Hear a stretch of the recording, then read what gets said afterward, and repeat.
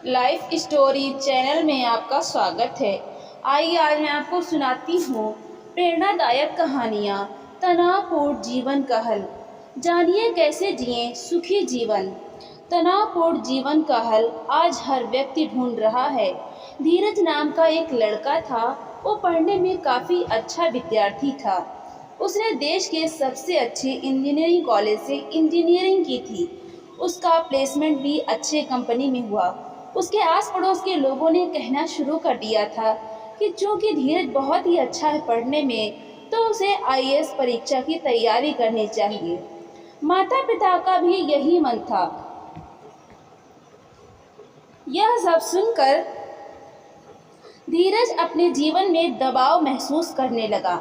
एक दिन उसने सोचा कि मैं यह नौकरी छोड़कर आईएएस परीक्षा की तैयारी करता हूँ, और उसने ऐसा ही किया। आईएएस की परीक्षा में उत्तीर्ण न होना। कई वर्ष बीत गए परंतु वो आईएएस परीक्षा में उत्तीर्ण नहीं हो पाया।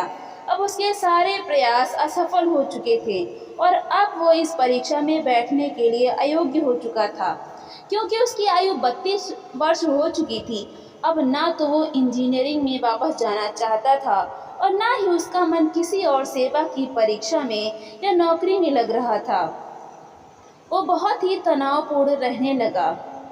अब बात बस इतनी सी ही नहीं थी कि उसने आईएएस परीक्षा में सफलता नहीं पाई। अब बातें बहुत सारी थीं।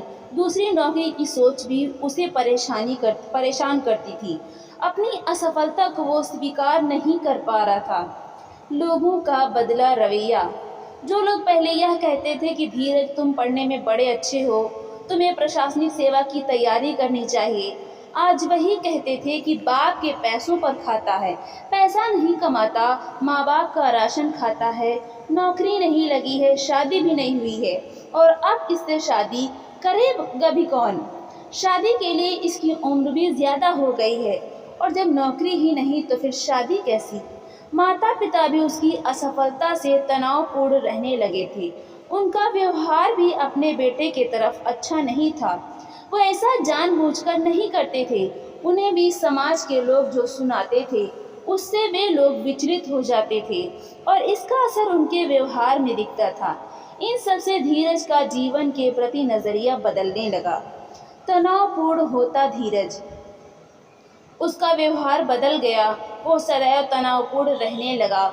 उसके अंदर हर प्रकार की असुरक्षा की भावना जन्म लेने लगी। फिर उसके दोस्तों ने समझाया कि जो विकल्प अभी तुम्हारे पास है उस पर ध्यान दो, जो समाप्त हो गया उसे जाने दो। बहुत समझाने के बाद धीरज फिर से दूसरी परीक्षाओं की तैयारी में जुट गया। 1 साल के अंदर ही उसे सरकारी नौकरी भी मिल गई, परंतु उसका व्यवहार न बदला। वो सदैव परेशान रहने वाला अधीर धीरज बन गया। सदैव तनाव में रहता कि यह होगा कि वह होगा, ऐसा न हुआ तब क्या होगा। शादी के बाद भी तनाव का रहना। कुछ समय पश्चात उसकी शादी हो गई। उसकी धर्मपत्नी एक अच्छी महिला थी जो कि शहर के ही एक बड़ी कंपनी में काम करती थी। कुछ समय बाद उनके जुड़वा बच्चे हुए, एक लड़का और एक लड़की। बाहर से देखने में धीरज का जीवन पूर्ण लगता था। अच्छी नौकरी, अच्छी पत्नी, प्यारे प्यारे 2 छोटे बच्चे, और क्या चाहिए एक आदमी को जीवन में। किंतु इन सब के बीच धीरज सदैव तनावपूर्ण रहता था। जब भी बच्चे किसी भी बात पर झगड़ते, हल्ला करते, तो उसे लगता यह कितने अशिष्ट हैं। उन्हें ज्ञान सिखाने के बजाय वो सदैव यह सोचता कि वो ऐसे क्यों हैं। पत्नी को भी बुरा समझना। जब उसकी पत्नी उसे समझाती हुई कहती कि बच्चे हैं, झगड़ा हल्ला तो करेंगे ही, तब उसे लगता कि उसकी पत्नी कितनी कामचोर है। वो बच्चों को संभालने के बजाय मुझे यह ज्ञान दे रही है। जब कभी उसकी पत्नी अपने दफ्तर से देर से घर आती और कहती कि आज का खाना बाहर से मंगवा लेते हैं, तो वो सोचता ये कैसी है, अपनी जिम्मेदारी नहीं उठाती है, बस बाहर घूमना इसे अच्छा लगता है। पर वो कभी नहीं सोचता कि उसकी पत्नी हर दिन अपने दफ्तर के साथ घर का सारा काम, बूढ़े सास ससुर और बच्चों को भी संभालती है। अच्छी बातों को वो देख नहीं पाता था। बुरी बातों और समस्याओं से सदा तनाव में रहता था। हर कुछ में सिर्फ गलती देखना, उसे सब में गलतियां दिखती थी। वर्षा ऋतु के समय पानी की बूंदों से दुखी होता, परंतु हरियाली नहीं देख पाता था। ठंड के समय प्रकृति को ठंड के लिए कोसता, परंतु मीठी धूप को नहीं सराहता था। उसकी इस प्रवृत्ति के चलते उसे प्रकृति और नियति में भी कमियां दिखना शुरू हो गया। धीरज की घर छोड़ने की चाह सदैव तनावपूर्ण रहता हुआ उसने एक दिन सोचा कि मैं इन सब को छोड़कर कहीं दूर चला जाता हूँ, तभी मुझे तनाव से मुक्ति मिलेगी। यही सब सोचता हुआ वो अपने दफ्तर से घर की ओर आने के लिए गाड़ी में बैठ गया। गाड़ी में बैठकर जाने लगा तो उसने देखा कि शहर में एक बड़े से साधु बाबा आए हैं। उनका नाम उसने पहले भी सुना था और उनमें विश्वास भी रखता था। उसने ड्राइवर से कहा कि ड्राइवर, यह गाड़ी तुम शिविर में ले चलो, मैं साधु बाबा से अभी मिलूंगा। सरकारी नौकरी में उच्च पद पर पदस्थ धीरज बाबू के लिए उनके शहर में आए साधु बाबा से मिलना कौन सी बड़ी बात थी। नाम तो उनका धीरज था, पर बड़े ही अधीर थे। नियम कानून लाइन को तोड़ते हुए अपनी सरकारी शक्ति को दर्शाते हुए बाबा के पास पहुंच गए। साधु बाबा से मिलना और तनावपूर्ण जीवन का हल ढूंढना। बाबा के पास पहुंचकर हाथ जोड़कर बाबा से कहा, मैं बड़ी तकलीफ में हूँ, बहुत ही तनावपूर्ण है मेरा जीवन और मैं तनावपूर्ण जीवन का हल चाहता हूँ। मुझे अपनी शरण में ले लो। मैं अपने घर में नहीं रहना चाहता। आप कहो तो मैं नौकरी छोड़ दूंगा। मैं तनावपूर्ण जीवन से थक चुका हूँ। मुझे इस तनावपूर्ण जीवन से मुक्ति दे दो। बाबा ने मुस्कुराते हुए पूछा, सब छोड़ दोगे तो जाओगे कहाँ? धीरज कहने लगा, बाबा आपका तो इतना बड़ा आश्रम है, मुझे रख लो वहीं पर। बाबा ने धीरज को टोका। साधु बाबा ने फिर मुस्कुराते हुए कहा, वो सब तो ठीक है, परंतु जिस चीज को तुम छोड़कर जाना चाहते हो उसे साथ लेकर नहीं जा सकते। धीरज ने बाबा से कहा, मैं नहीं समझ पाया बाबा, आप क्या कह रहे हैं?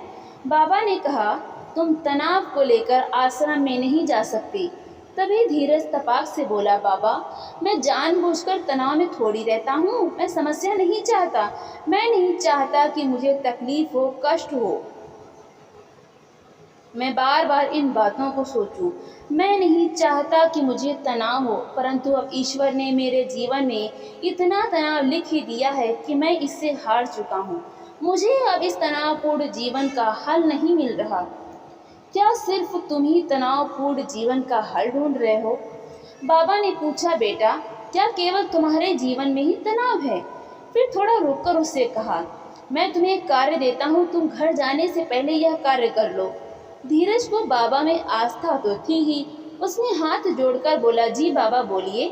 तो साधु बाबा कहते हैं, सामने मेला लगा है, तुम उस मेले में जाओ और वहां से कुछ ऐसे लोगों को पकड़ कर लाओ जिनके जीवन में तनाव नहीं है, और सुनो, कम से कम एक को जरूर लेकर आना। धीरज ने हामी में सिर हिलाते हुए बोला, जी ठीक है, और चला गया। तनावपूर्ण जीवन का हल। मेले में जाकर उसने बहुत सारे लोगों से पूछा कि उनके जीवन में तनाव है या नहीं है, परंतु वह यह देख आश्चर्यचकित हुआ कि किसी ने भी नहीं कहा कि मेरे जीवन में तनाव नहीं है। सब अपनी तकलीफ को बढ़ा चढ़ाकर सुनाने लगे। तब उसने लोगों से पूछा, क्या कोई ऐसा नहीं जिसके पास कोई तनाव न हो? लोगों ने कहा, है ना, पागल को तनाव नहीं होता है, शराबी को तनाव नहीं होता है, बच्चों और बुढ़ों को तनाव नहीं होता है। वहीं एक आदमी बैठकर शराब पी रहा था और नशे में धुत था। उसने बड़बड़ाते हुए कहा, बात तो सही है, शराबी को तनाव नहीं होता, हमें क्या पड़ी है कहाँ क्या हो रहा है। बस इतनी सी चिंता रहती है कि आज दारू का जुगाड़ कहाँ से होगा, कहाँ से पैसे मिलेंगे कि मैं बोतल खरीद पाऊंगा। यह सुन धीरज को लगा कि शराबी के जीवन में भी तनाव है। हर कोई तनाव का जीवन जी रहा था। तभी वहां बैठा बुढ़ा हंसने लगा और बोला, हाँ, शराबी का जीवन अच्छा है, उसे तो सिर्फ इस बात की चिंता है कि दारू की बोतल कहाँ से मिलेगी। हम बुढ़ों से पूछो, इस उम्र में हाथ पांव तो चलते नहीं है, खाना क्या खाएंगे उसकी भी चिंता रहती है। उसकी बात खत्म भी नहीं हुई थी कि वहां पर एक पागल हल्ला करता हुआ आया। लोगों ने उसे भगाने के लिए उसे दौड़ाना शुरू कर दिया और वो मुझे मत मारो, मुझे मत मारो बोलकर रोता हुआ दौड़कर भाग रहा था। यह सब देख धीरज को लगा कि चाहे वो आम आदमी हो, शराबी हो, पागल हो या बुढ़ा हो, तनाव तो सबके जीवन में है। बच्चे की सीख। तभी एक बच्ची उसके पास आती है और कहती है, अंकल क्या आप मुझे कुछ रुपए दे सकते हैं, मुझे भूख लगी है। माँ ने जो पैसे दिए थे मेले में आने के लिए वो मुझसे गिर गए।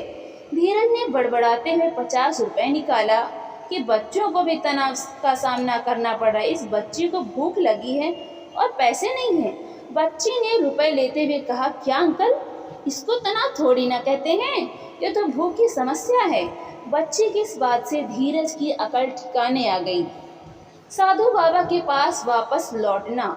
वो दौड़ा भागा साधु बाबा के पास पहुंचता है और उनके चरणों में गिर जाता है। बाबा उससे कहते हैं, क्या हुआ बेटा, तुम इतने दौड़ते भागते क्यों आए हो? उसने कहा, आपने मेरी आंखें खोल दी। यदि आपने मुझे मेले में ना भेजा होता तो मैं तो यह जान ही नहीं पाता कि मैं कितना मूर्ख हूँ। मैं समझ गया कि जीवन ने केवल मुझे दुख नहीं दिए हैं, सबके जीवन में अपने हिस्से के सुख दुख, अपने हिस्से की परेशानियाँ हैं। चाहे बुढ़ा हो, चाहे पागल हो, चाहे अपाहिज हो, चाहे सामर्थ्यवान हो, चाहे बच्चा हो या जवान हो, सबके जीवन में अपने अपने हिस्से के सुख दुख परेशानियाँ हैं। बच्ची की बात बताना। और तो और मेरी आंखें तब खुली की खुली रह गईं जब एक बच्ची ने बताया कि तनाव तो कोई समस्या है ही नहीं, समस्या तो भूख है। और मैं आज तक समझता था कि तनाव मेरी समस्या है। यदि मैंने अपनी समस्याओं का निवारण किया होता तो मुझे कभी तनाव होता ही नहीं। यह सब सुनकर बाबा मुस्कुराते हुए उसकी पीठ थपथपाने लगे। शेष एक प्रश्न। धीरज ने बाबा से कहा, परंतु अभी भी एक प्रश्न मेरे मन में शेष है। बाबा जी, हम हर समस्या का निवारण तो नहीं कर सकते, तो क्या उस वजह से हमें तनाव नहीं होगा? बाबा बोले, इतनी बात समझ गए हो तुम तो यह भी समझ लो, पुत्र की समस्या केवल लंबित या अपूर्ण कार्य या मंशा ही नहीं होती। कभी कभी जब परिस्थिति और मन की स्थिति में भेद हो तब वो भी समस्या है। कभी तो समस्या का समाधान निवारण है और कभी कभी मात्र स्थिति परिस्थिति को स्वीकार लेना भी अपने आप में निवारण है। बाबा की बातें सुन जीवन में तनाव से मुक्ति का ज्ञान पाकर धीरज अपने घर चला गया। सीख मिली और तनावपूर्ण जीवन का हल मिला। आज उसने यह जान लिया था कि तनाव उसके अंदर है, तनाव कोई समस्या नहीं है। समस्या आने पर तनाव में नहीं आना चाहिए, यह एक मनोस्थिति है, अपितु उसका समाधान करना चाहिए। यदि मंशा के विरुद्ध कुछ घटित हो रहा है तब तनाव उत्पन्न होता है। इसलिए मनुष्य को चाहिए कि अपनी समस्याओं का निवारण करें और विपरीत परिस्थिति में धैर्य रखते हुए परिस्थिति के अनुकूल चले। दुनिया में कोई भी ऐसा मनुष्य नहीं है जिसके जीवन में समस्याएं न हो, परंतु उन समस्याओं की वजह से तनाव में रहना है या नहीं रहना है, यह मनुष्य का अपना चुनाव है। अपने जीवन में सतर्कता से चुनाव करें। तो आइए अब हम दूसरी कहानी की शुरुआत करते हैं। मेहनत और लगन से आप क्या क्या हासिल कर सकते हैं। तो कहानी है मेहनत और लगन की जीत। मेहनत और लगन के साथ प्रतिदिन किया गया अभ्यास हमेशा मेहनत और लगन की जीत होती है। एक अत्यंत समृद्ध राज्य था। वहाँ के राजा युवाओं को कभी खाली बैठने ही नहीं देते थे। उन्हें आलस्य भरने का कोई अवसर उन्हें देते ही नहीं थे। उस राज्य में सदैव या तो उत्सव की तैयारी हो रही होती थी, या तो खेती बाड़ी की, या नहीं तो किसी न किसी प्रकार के मेले की। वहाँ के राजा युवाओं के स्वास्थ्य और अर्थ यानी धन संपत्ति को लेकर सदैव सख्त रहते थे। उनका मानना था कि युवाओं को सदैव स्वस्थ रहना चाहिए, अपने शरीर की सुरक्षा करनी चाहिए। कोई भी ऐसी आदत या जीवन शैली नहीं अपनानी चाहिए जिससे उनका स्वास्थ्य खराब हो अथवा धन हानि हो। एक बार की बात है, खेती का समय समाप्त हो चुका था। राजा ने युवाओं को शारीरिक एवं आर्थिक रूप से सक्रिय रखने के लिए एक प्रतियोगिता रखी। मिल गया उच्च वर्ग का प्रतिभागी।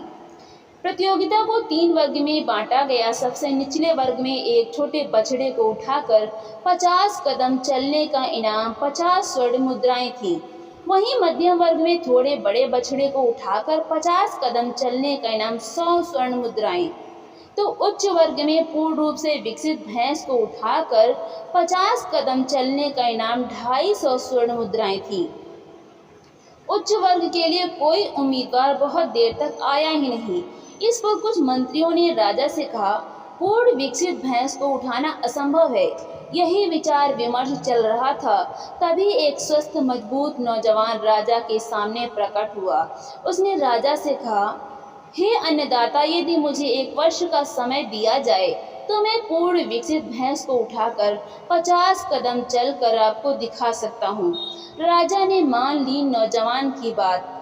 राजा नौजवान की असंभव बात सुनकर हंस पड़े और उन्होंने कहा, मैंने दिया तुम्हें 1 वर्ष का समय और साथ ही तुम्हारे जीवन यापन के लिए भी हर महीने तुम्हें धन दिया जाएगा। परंतु यदि 1 वर्ष बाद तुम भैंस को उठाने में असक्षम रहे, तब किस दंड के भागी बनोगे? इस पर नौजवान ने कहा, हे अन्नदाता, यदि मैं असफल हुआ तो मैं 1 वर्ष तक आपका दास बनकर रहूंगा। राजा ने नौजवान की बात मान ली। 1 वर्ष बाद फिर से यही समय आया। नौजवान राजा के सामने प्रकट हुआ। नौजवान को देखने के लिए राज्य में दूर दूर से लोग आए थे। सब देखना चाहते थे कि नौजवान पूर्ण विकसित भैंस को उठाकर 50 कदम चलता है या राजा का दास बनता है। नौजवान ने कर दिखाया असंभव को संभव। देखते ही देखते नौजवान ने पूर्ण विकसित भैंस को अपने कंधे पर उठा लिया और 50 कदम चलकर पुनः भैंस को जमीन पर रख दिया। यह देखकर हर कोई अचंभित था। राजा ने खड़े होकर नौजवान को प्रोत्साहित किया, उसके लिए तालियां बजाईं और इनाम स्वरूप उसे 250 स्वर्ण मुद्राएं भी दी। फिर राजा ने नौजवान से पूछा, पुत्र, इस असीम शक्ति का स्रोत तो बताओ। नौजवान ने कहा, अन्नदाता, बिना रुके पूरी लगन के साथ प्रतिदिन किया गया अभ्यास असंभव को संभव बना देता है। यही इस असीम शक्ति का स्रोत है। मैंने छोटे बछड़े को उठाकर 50 कदम चलने से शुरुआत की थी। आज अभ्यास के कारण मैं पूर्ण विकसित भैंस को उठाकर 50 कदम चल पाया। राजा ने मुस्कुराते हुए